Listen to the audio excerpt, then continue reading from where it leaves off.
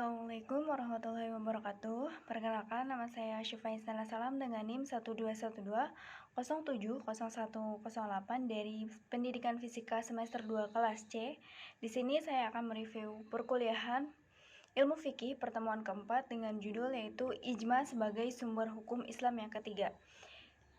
Pertama-tama, ijma itu merupakan kesepakatan para ulama dalam menetapkan suatu hukum dalam agama berdasarkan Al-Quran dan hadis dalam suatu perkara yang terjadi.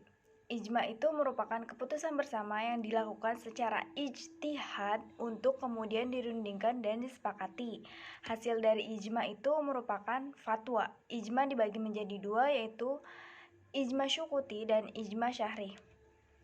Ijma itu memiliki syarat-syaratnya. Syarat-syarat ijma itu yang pertama, melakukan ijma adalah orang yang memenuhi persyaratan ijtihad.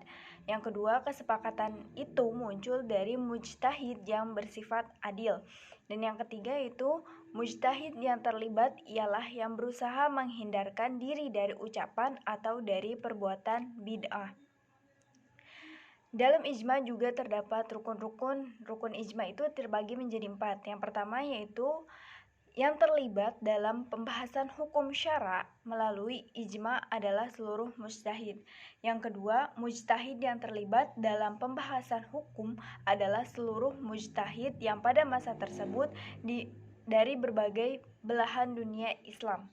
Yang ketiga, kesepakatan itu diawali dari masing-masing mujtahid setelah mereka menemukan pandangannya.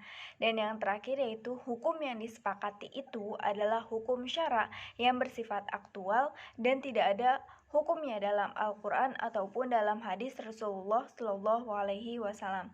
Contoh ijma pada zaman khalifahan itu, yang pertama, diadakannya azan 2 kali dan iqomah untuk sholat Jumat yang diprakarsai oleh Utsman bin Affan radhiyallahu anhu pada masa khalifahan beliau.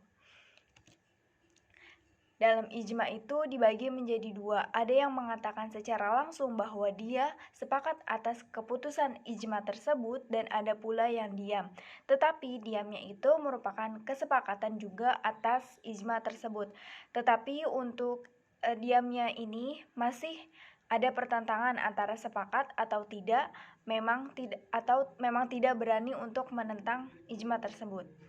Ijma diam itu disebut dengan ijma syukuti. Ijma syukuti ini biasa dipakai ketika lamaran seorang gadis. Contohnya itu jika ketika gadis dilamar oleh seorang pria, kemudian pria tersebut menanyakan apakah gadis tersebut menerima lamarannya atau tidak, tetapi gadis tersebut tetap diam ketika ditanya, maka hal tersebut dianggap bahwa gadis tersebut setuju dan sepakat atas lamaran tersebut.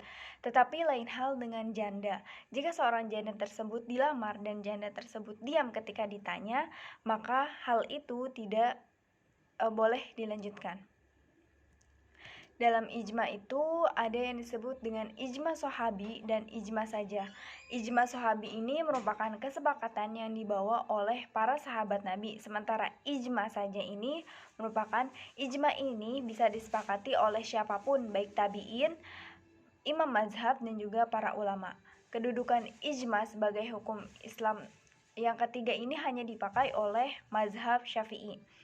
Ada 4 mazhab yang masyhur yang diakui oleh masyarakat Islam. Yang pertama yaitu Imam Abu Hanifah atau mazhab Hanafi. Mazhab ini kebanyakan dipakai di negara Turki. Salah satu ciri dari mazhab ini yaitu tidak adanya jamak dalam sholat. Yang kedua, Imam Malik yang disebut dengan mazhab Maliki. Mazhab ini kebanyakan dipakai di daerah Afrika. Salah satu dari ciri mazhab ini yaitu hemat air.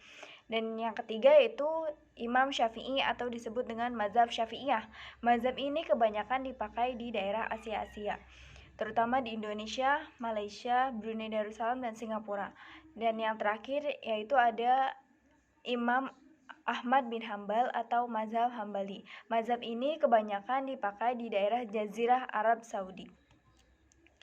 Dari keempat Mazhab ini sepakat bahwa sumber hukum Islam yang pertama yaitu Al-Quran dan yang kedua yaitu As-Sunnah. Tetapi untuk sumber hukum yang ketiga, para ulama berbeda-beda pendapat. Kemudian yaitu ada bid'ah. Bid'ah itu merupakan yang belum pernah dilakukan oleh Rasulullah SAW, sesuatu yang baru yang belum pernah ada pada zaman Nabi Muhammad SAW. Dalam mazhab Syafi'i, bid'ah itu dibagi menjadi dua, yaitu bid'ah hasanah dan bid'ah sayyi'ah. Cukup sekian, terima kasih. Kurang lebihnya mohon maaf. Wassalamualaikum warahmatullahi wabarakatuh.